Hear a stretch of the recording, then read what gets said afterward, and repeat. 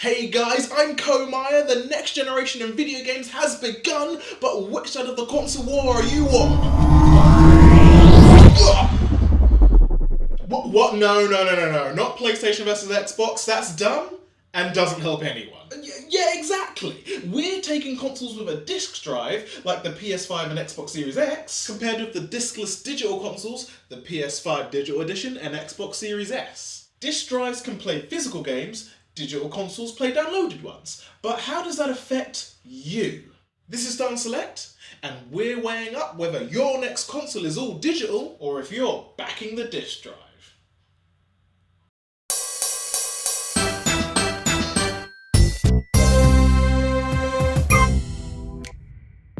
In the last 40 years, we've had video games from cabinet machines, cartridges, discs, Xbox Live Arcade, the other Xbox Live Arcades, an orgy of online services and subscriptions, and now whole consoles dedicated to proving that spending hundreds on a Call of Duty in a special box is a bigger waste of money than the middle Franco brother. The new consoles have their differences, which you're free to pause or find in the reference link in the description for a longer look, but which best fits your lifestyle? I won't be covering opinion-based arguments like doesn't everyone love that new game smell, nor saying that physical games save space because it's all on the disc, because on all consoles, both digital and physical games download and install the game's data. The disc itself is just a formality come rite of passage, like blowing on the cartridge to make it work, or waiting an hour for the day one patch, or realising your computer doesn't actually have a CD drive because no one's bought a physical PC game since 2009. So let's start with the disc drives. First off, with these you don't lose any options. The disc drive consoles can play physical and digital games, like Robert Downey Jr. and Benedict Cumberbatch play arrogant know-it-alls and slightly different arrogant know-it-alls. Additionally, the PS5 and Xbox Series X are backwards compatible with game discs of their previous respective consoles, and are working Blu-ray players. So your Blu-ray films, DVDs and music CDs can flex out like a fully extended hover hand. However, if you already have films on Blu-ray, chances are you already have a way to play them.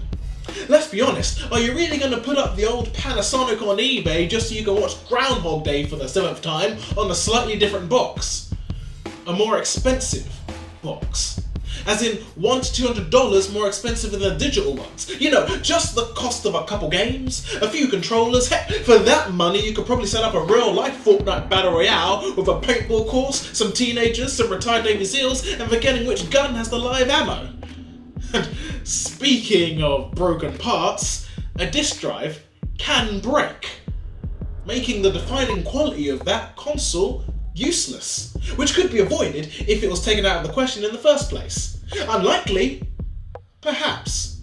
Probably just as unlikely as a game disc getting scratched, or a digital game you bought, downloaded but deleted for space, mysteriously vanishing from the online store. And if you've got any Red Ring of Death type stories, let us know in the comments. The digital consoles have their drawbacks too. While the PS5s are largely the same, the Xbox Series S has less storage, RAM memory, and screen resolution to its disc drive counterpart. So this may not be for you if you like your graphics like the adult magazines and the newsagents. Top shelf. And less storage means you'll sooner need to buy extra, which has only one option at time of recording, the PS2 era memory card looking Seagate expansion card. Also, have you ever tried refunding or somehow reselling a digital game? You'd have an easier time convincing your mum to suggest a Japanese manga at the next book club.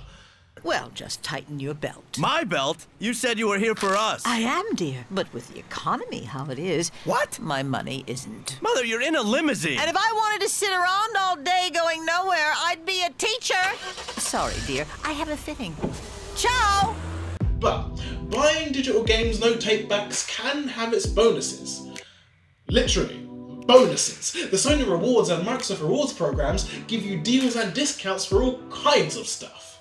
Also, no physical game cases means more shelf space for pictures of your family, or that time you got a bit too handsy at Android 18. Also, it's not just the games that save space, but the machines too. The digital consoles are smaller than the disc drive ones, so can fit into tighter spaces. You see, to me, the PS5 Digital Edition looks like God designing a sleek and slender Jenna.